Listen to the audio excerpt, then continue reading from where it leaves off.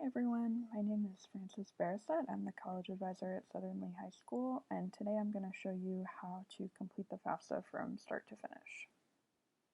So the first thing you need to do is go to fafsa.ed.gov.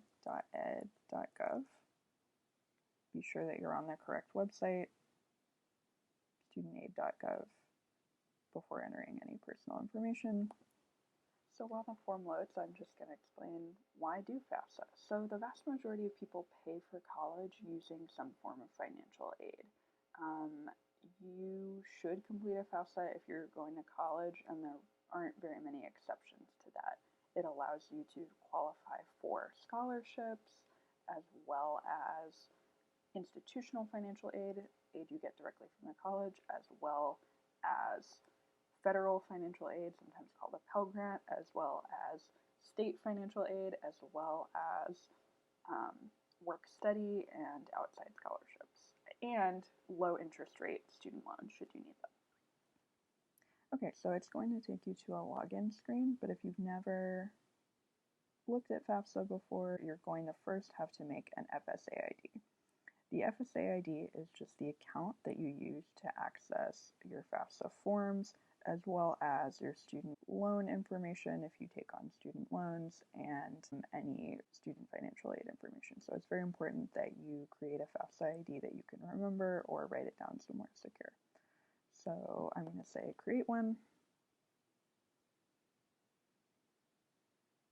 And to do this, I'm going to need my full name, my birthday, and my social security number.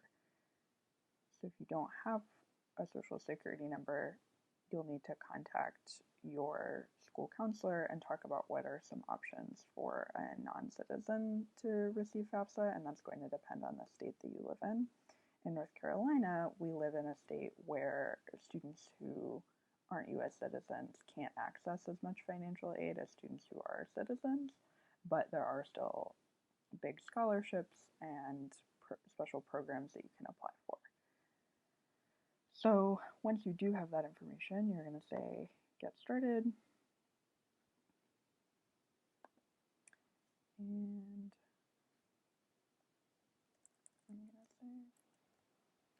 I'm not going to show myself entering all of the data because I don't want you to steal my identity.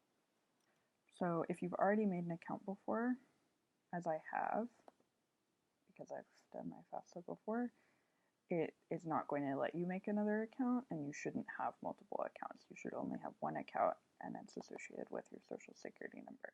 All the FSA ID website is going to ask you is for your name, your date of birth, your social security number. Then on the following pages, it's going to ask you for a couple of things. First, it's going to have you come up with your username and password. There are going to be a couple of rules, like it has to include a number and a capital letter and be of a certain length.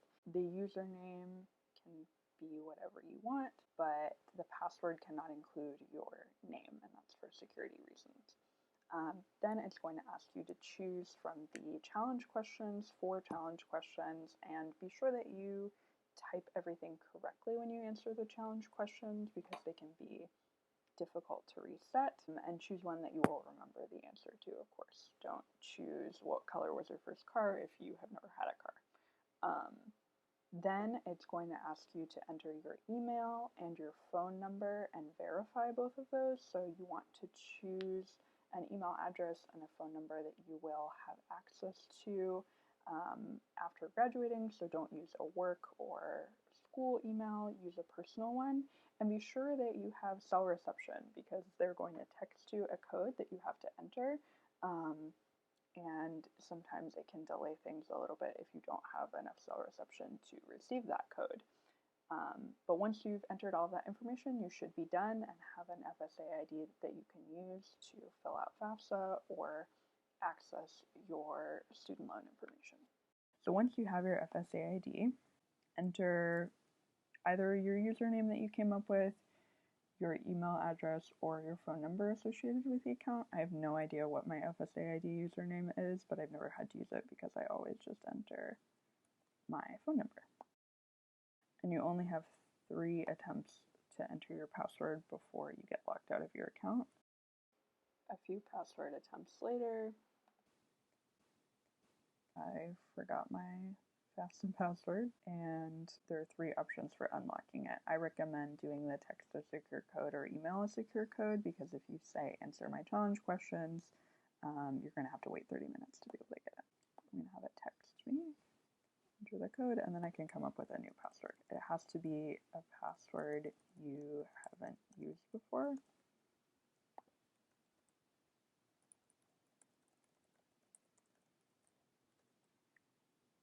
Which can be hard if you forget your password as frequently as I do.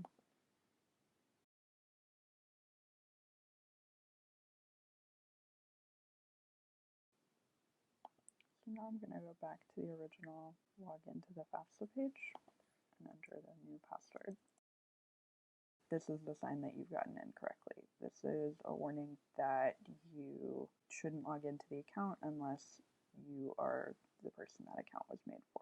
But you shouldn't log in for a friend or a parent. You should only use your account.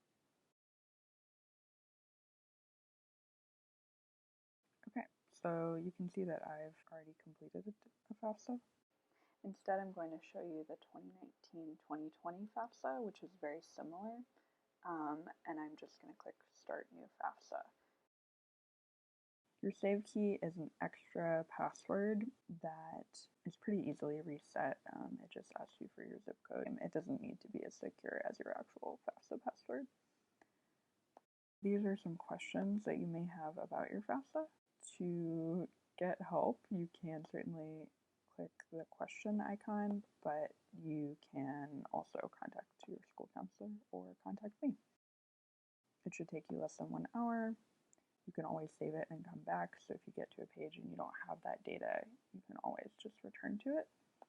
And the information that you need to complete the FAFSA are a couple of things. First, you need your social security number, which you should already have if you made your FSA ID earlier. If you're not a U.S. citizen, but you do have some sort of legal immigration status, you can use your alien registration number instead of your social security number. If you are a U.S. citizen, you obviously won't have an alien registration number. You will also need your and your parents' tax returns for 2 years before the date of the FAFSA. So for my 2019-2020 FAFSA, I would need my and my parents' tax information from 2017. Usually this is going to be your IRS 1040 form. We know what you mean if you ask for their tax return from 2017. A lot of young people, especially high school students, haven't filed taxes, but they still had a part-time job. So in that case, you'd want to just get your W-2 form that your job sent to you as a record of the money that you earned in that year. If you have a substantial amount of money, or your parents have a substantial amount of money in their bank accounts or as investments, you will want to have that. And that should be it. Let's get started.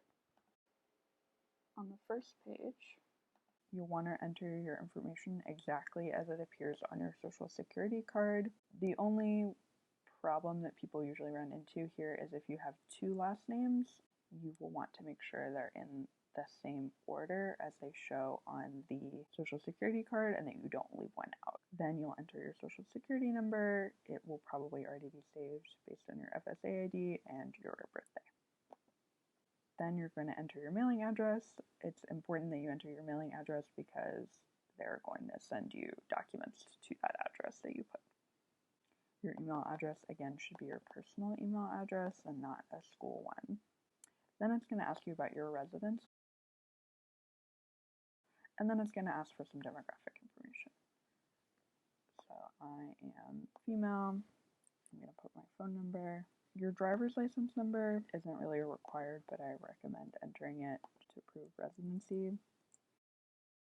And an important thing to note if you put that you're a man is it's going to ask you if you've registered for the selective service. The selective service is used to create the draft if we ever had a military draft again.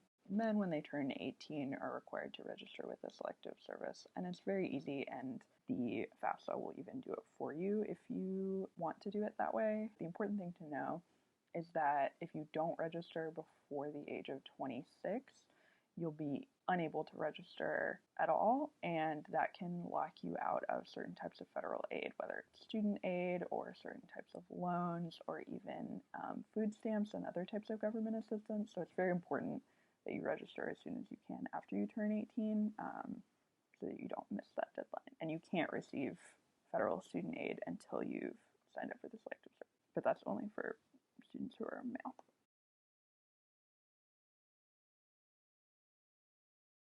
For your marital status, enter honestly.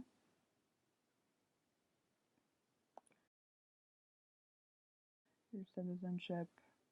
So an eligible non-citizen would be someone who has an alien registration number.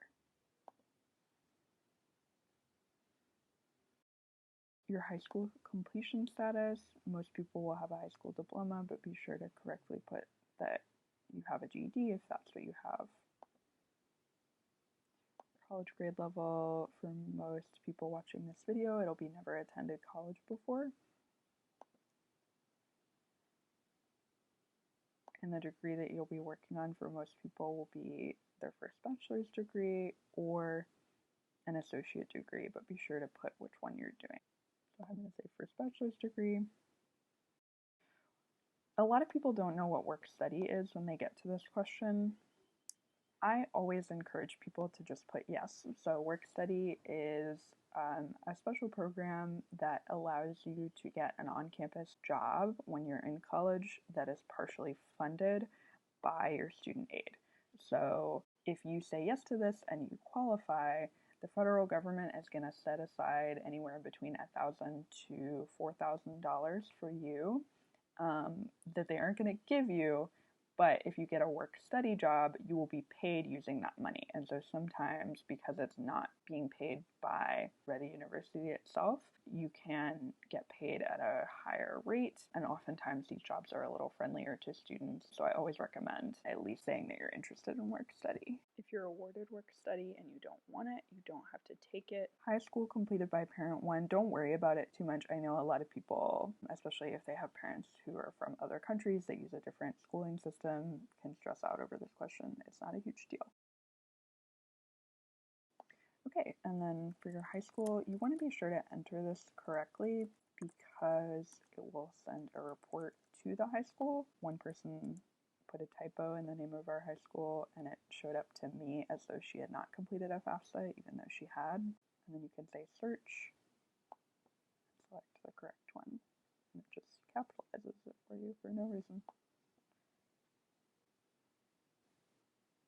Then you're going to get to the college section.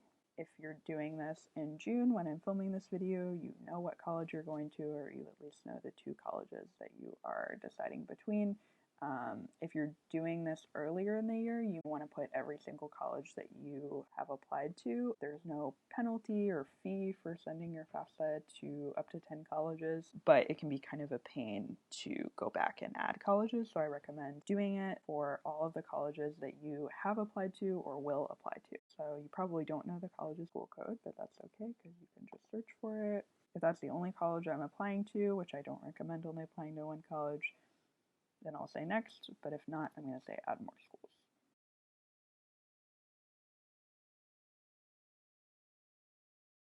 And those are all the ones that I'm going to apply to.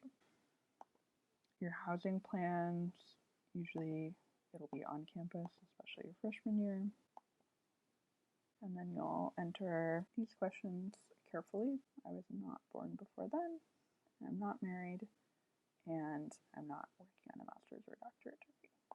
So now it's asking if I have or will have children who will receive more than half their support from me in the academic year that I'm applying for aid. So if you have a child and you financially support them, or if you're pregnant and will have a child at some point, you should say yes to this question because it can make you eligible for a little bit more aid. Dependents might be other people who rely on you for financial support, maybe parents or siblings.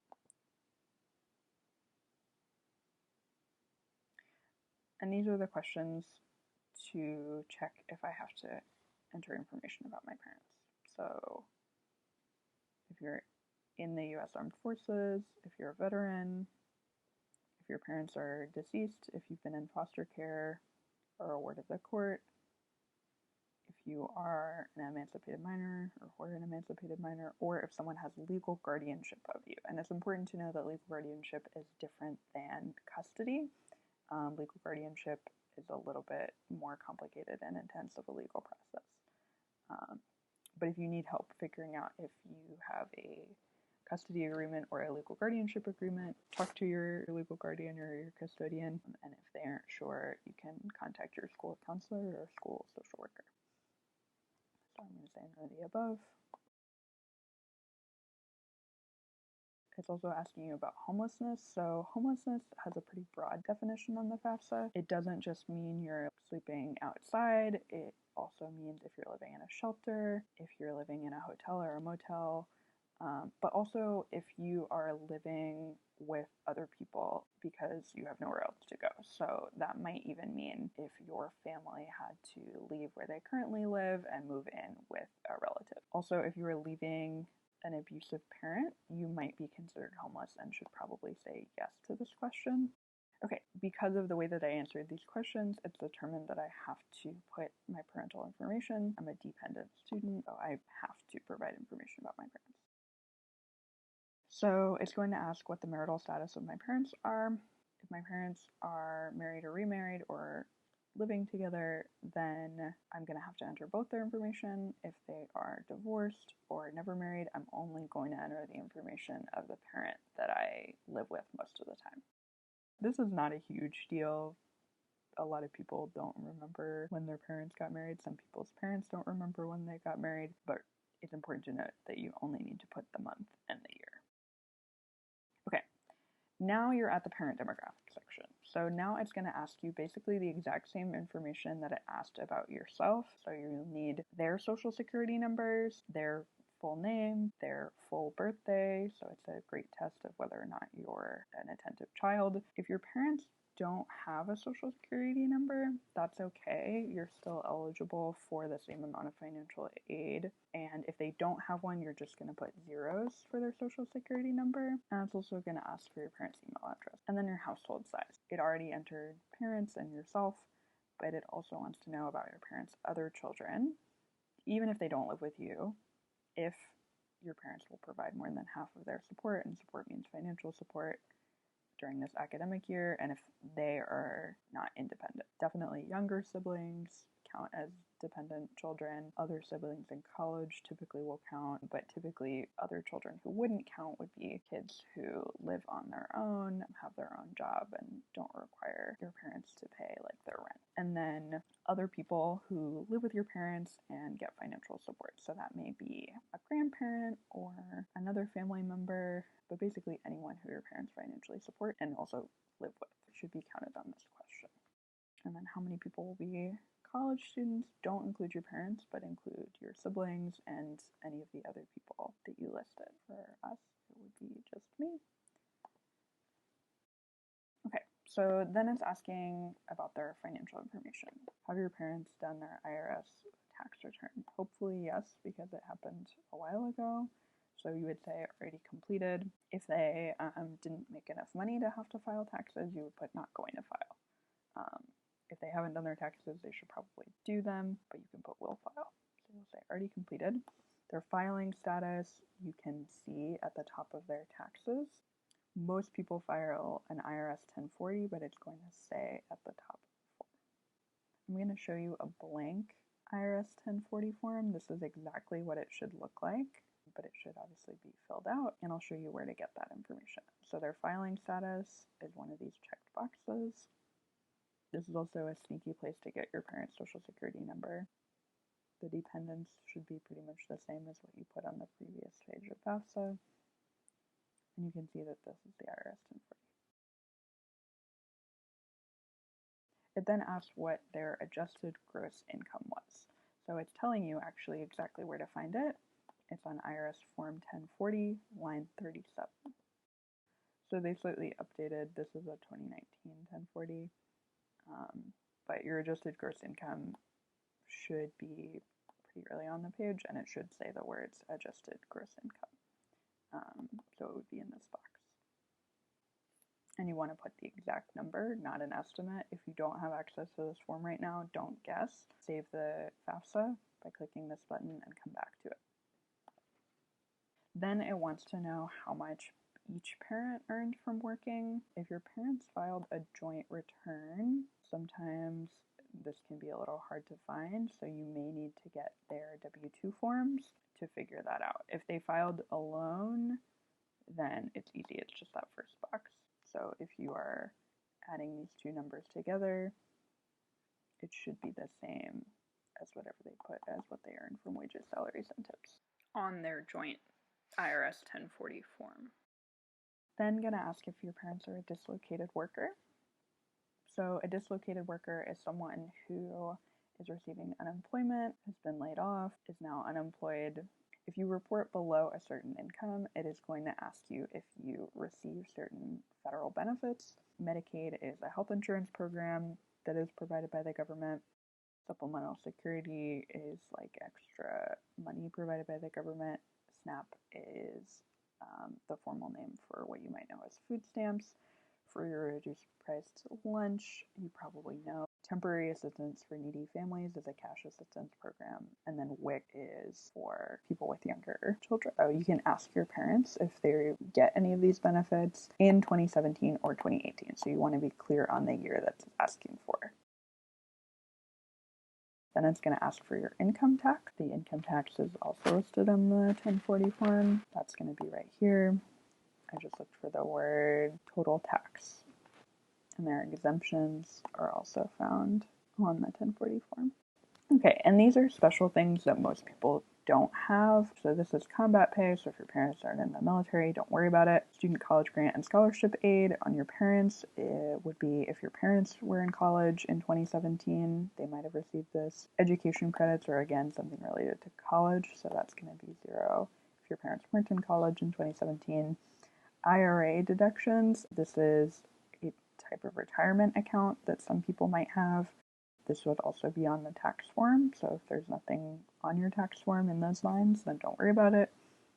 This is also, you're pulling it directly from the tax form.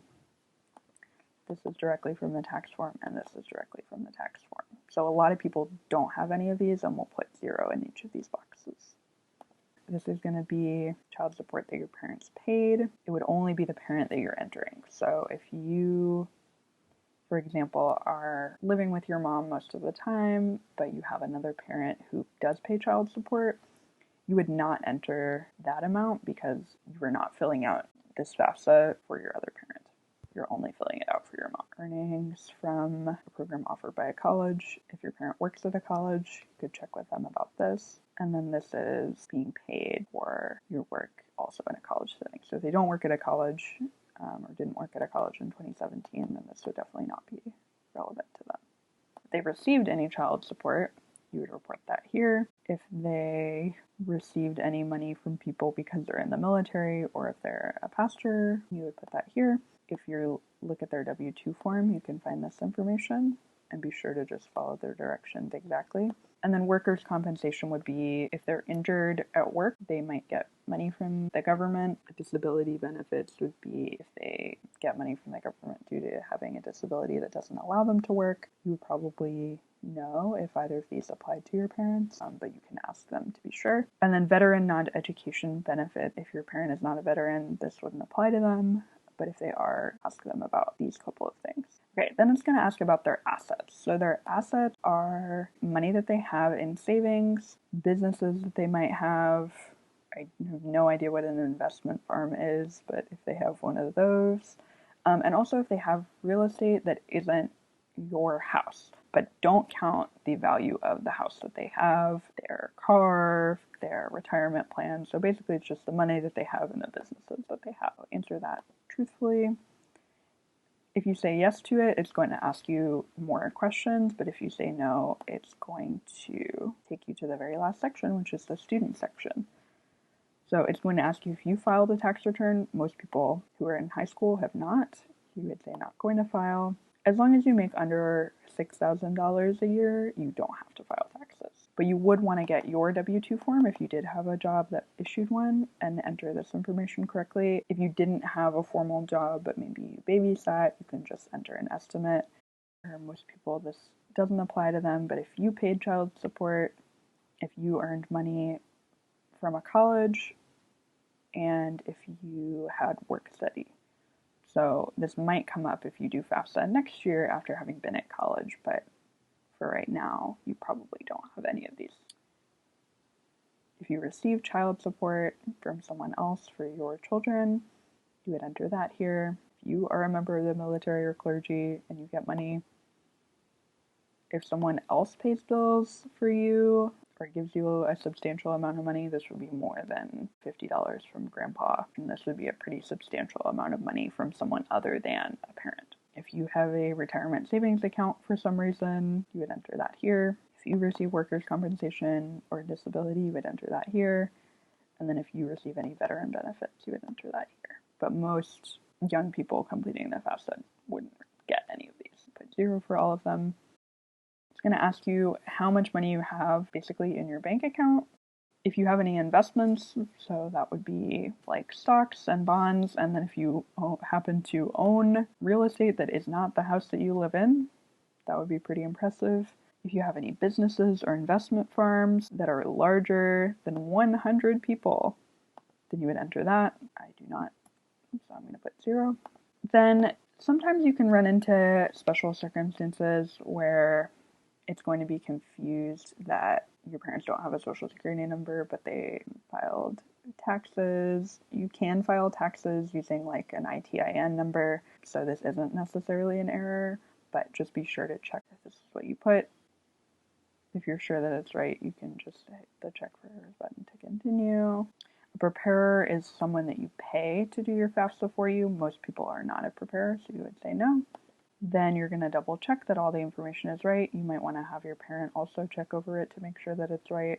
And then the last thing to do is sign and submit it. I'm not going to do this because obviously some of the information I entered was not correct. But what you are going to do is say provide student signature, and it's going to prompt you to log in using your FSA ID again. It's just an electronic signature, but it is still legally binding. So be sure that all the information you've entered is right before you provide the student signature. Then your parent is going to need to sign. And in all cases, except if both your parents don't have a social security number, you're also going to do that electronically.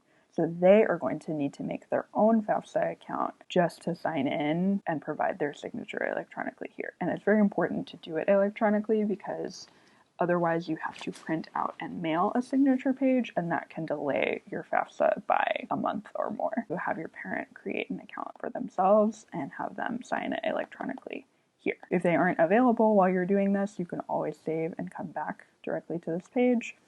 But once both you and one of your parents have signed, then you can submit it, and it'll send the information that you entered to all the colleges you've applied to.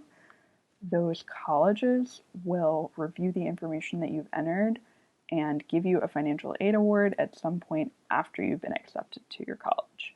If you don't receive what's called a financial aid award letter from the colleges that you have been accepted to, you should contact the college financial aid department, and they can tell you when you should expect to receive a financial aid award letter and if there's any additional information that they need from you in order to send that out. So sometimes you can be selected for verification by a college. About 1 in 3 people who submit a FAFSA have to do extra steps to verify all the information that they put in. So you would just fill out a form or two and send that directly to your college's financial aid office. That's why it's very important that you check your email and check your mail regularly to make sure that you aren't missing any communication that your colleges or FAFSA itself have sent to you. This is probably the most important step that people forget to do, and it can really seriously make you miss out on financial aid opportunities. Once you've done your FAFSA, that's it until you hear anything more from FAFSA or from the colleges that you've applied to. I hope this was helpful, and congratulations on taking one more step toward receiving your college education.